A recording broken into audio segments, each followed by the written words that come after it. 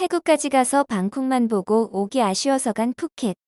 가성비 최강의 럭셔리 리조트에서 호캉스와 플로팅 조식, 에메랄드빛 프리덤 비치에서 스노클링까지 시간이 많이 없어 망설이시는 분들께 굵고 짧게 다녀온 2박 3일 푸켓 필수 여행 코스 소개해드릴게요.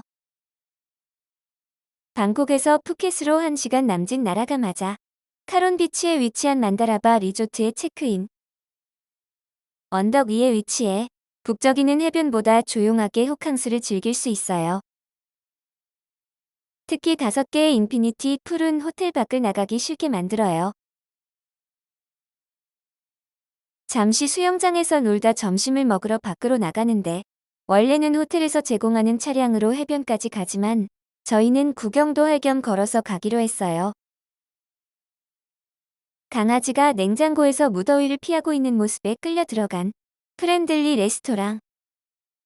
첫 끼니 일반적인 태국 음식으로 허기를 때우기로 했어요. 똠양국수, 파인애플 볶음밥, 그린 커리 등을 주문했는데 파인애플 볶음밥의 비주얼이 역대급이었어요.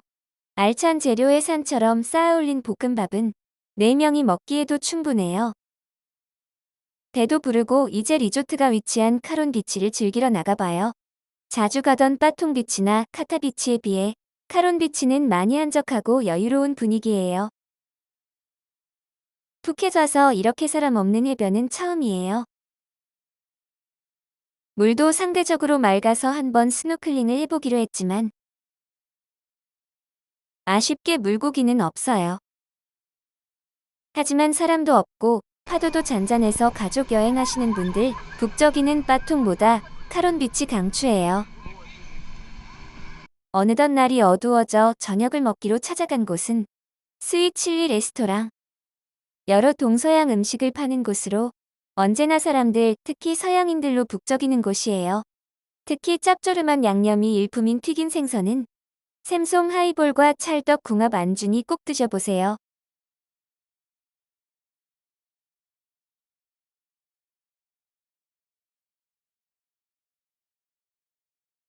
배도 부르겠다 소화도 시킬 겸 리조트까지 걸어서 돌아가기로 했는데 가는 길에 야시장과 먹거리들이 또 유혹하네요.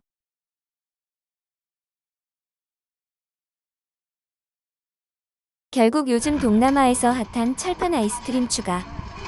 철판에 두른 액체가 금방 아이스크림으로 바뀌는 퍼포먼스는 아이들에게 보는 재미도 줍니다.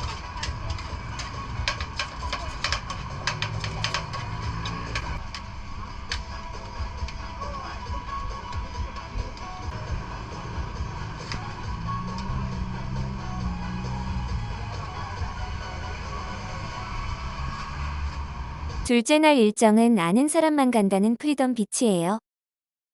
푸켓에서 접근하기 힘든 비치 중 하나라는데 카론이나 빠통에서 차로 10여 분밖에 걸리지 않고 가는 길도 마지막에 잠깐 비포장 도로가 있지만 그렇게 험하진 않아요.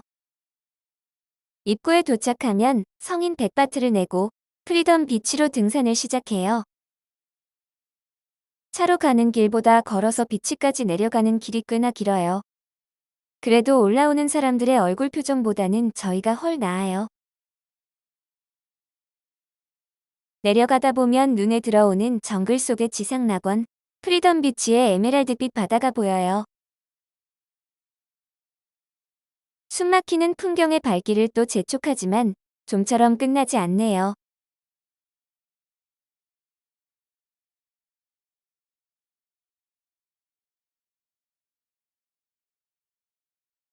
프리덤 비치는 2개의 만으로 이루어져 있는데 첫 번째 비치는 작고 아담하여 조용하게 해수욕을 즐기시고 싶으신 분에게 좋아요.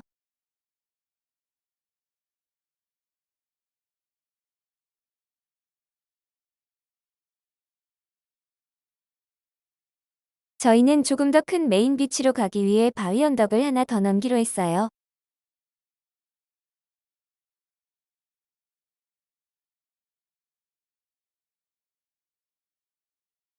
이곳에는 유일한 레스토랑과 스노클링 스팟이 있어요. 규모가 크고 사람도 더 많지만 북적이는 느낌은 없어요.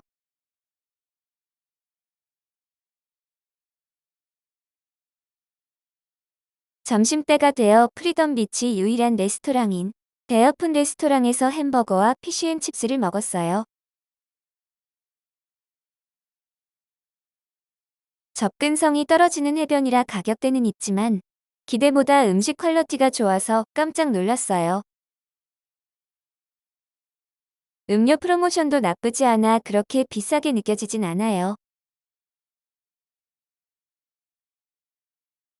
특히 겉바속촉의 피쉬앤칩스는 꼭 드셔보세요.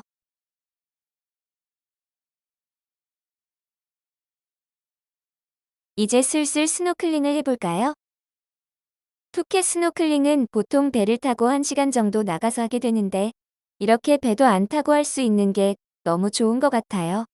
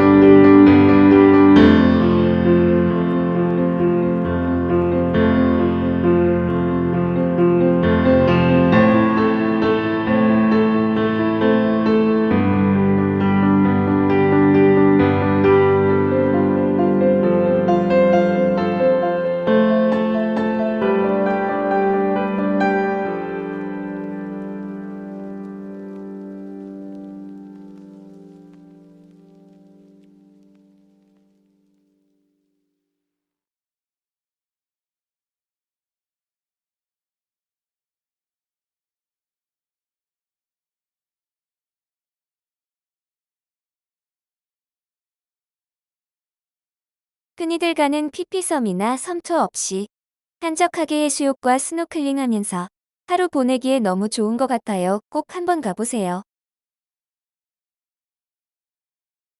저녁때가 되어 리조트 근처로 돌아와 저녁 먹으러 간 곳은 다시 프렌들리 레스토랑이에요. 저녁에는 해산물 바베큐가 메인이라고 해서 다시 왔는데 벌써 신선한 해산물들을 갑판에 진열 중이었어요. 저희는 랍스터, 도미, 오징어 등을 골랐는데 원하는 해산물을 주문하면 바로 숯불에서 구워줍니다.